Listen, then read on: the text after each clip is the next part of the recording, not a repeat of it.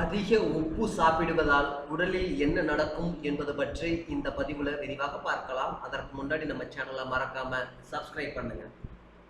உப்பில் உள்ள சோடியம் நம் உடலுக்கு தேவையான ஒரு சத்து. இது உடலின் திரவ சமநிலை, நரம்புகள் மற்றும் தசைகளின் இயல்பான செயல்பாட்டில் முக்கிய பங்கு வகிக்கிறது. ஆனால் தேவைக்கு அதிகமாக உப்பை தொடர்ந்து சாப்பிடுவது உடல் நலத்தில் பாதிப்புகளை ஏற்படுத்தலாம். 1. இரத்த அழுத்தம் அதிகரிக்கலாம். அதிக சோடியம் உட்கொள்வது சிலருக்கு இரத்த அழுத்தத்தை அதிகரிக்கலாம். தொடர்ந்து அதிக உப்பு சாப்பிடுவது உயர் இரத்த அழுத்தம் ஏற்படும் அபாயத்துடன் தொடர்புடையது. 2. உடலில் நீர் தேங்கலாம். அதிக உப்பு சாப்பிடும்போது உடல் கூடுதல் சோடியத்தை சமநிலைப்படுத்த தண்ணீரை தக்க வைத்துக் கொள்ளலாம். இதனால் சிலருக்கு வீக்கம் அல்லது உடல் எடை தற்காலிகமாக அதிகரித்தது போல தோன்றலாம். 3. இதயத்திற்கு பாதிப்பு ஏற்படும் அபாயம் அதிகரிக்கலாம்.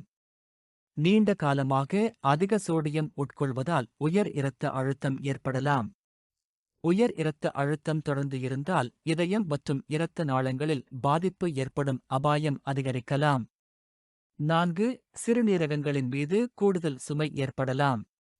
உடலில் சோடியம் மற்றும் திரவத்தின் சமநிலையை பராமரிப்பதில் சிறுநீரகங்கள் முக்கிய பங்கு வகிக்கின்றன. அதிகப்படியான சோடியம் உட்கொள்வது சிறுநீரகங்களுக்கு கூடுதல் சுமையை ஏற்படுத்தக்கூடும். 5. எலும்பு ஆரோக்கியத்திலும் தாக்கம் இருக்கலாம். நீண்ட காலமாக அதிக சோடியம் உட்கொள்வது எலும்பு ஆரோக்கியத்துடன் தொடர்புடைய சில பாதிப்புகளுக்கு காரணமாக இருக்கலாம்.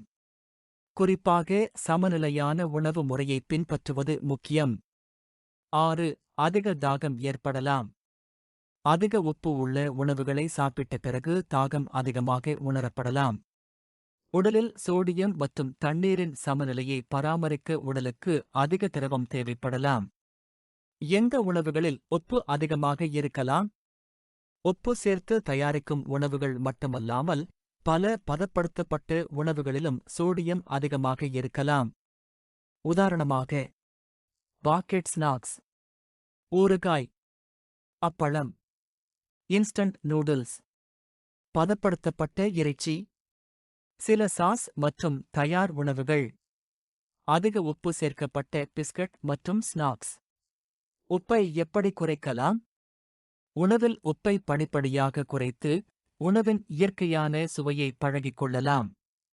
பதப்படுத்தப்பட்ட உணவுகளை குறைத்து உணவுப் பொருட்களின் லேபிளில் உள்ள சோடியம் அளவை கவனித்து வாங்குவது உதவும். உலக சுகாதார நிறுவனம் பெரியவர்கள் தினமும் 5 கிராமுக்கும் குறைவான உப்பை உட்கொள்ள பரிந்துரைக்கிறது. இது சுமார் 1 டீஸ்பூன் அளவுக்கு குறைவான உப்பாகும். இதில் சமையலில் சேர்ப்பதும் உணவில் ஏற்கனவே உள்ள உப்பும் அடங்கும்.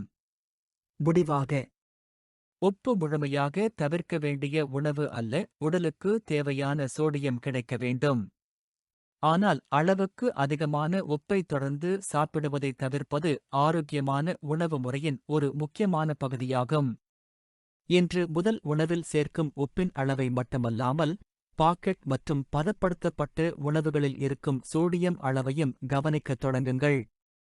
குறிப்பு: இந்த தகவல் பொதுவான சுகாதார விழிப்புணர்வுக்காக மட்டுமே.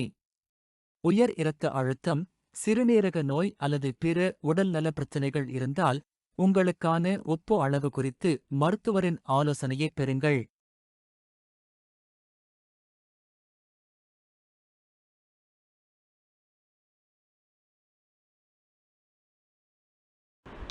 Thanks for watching.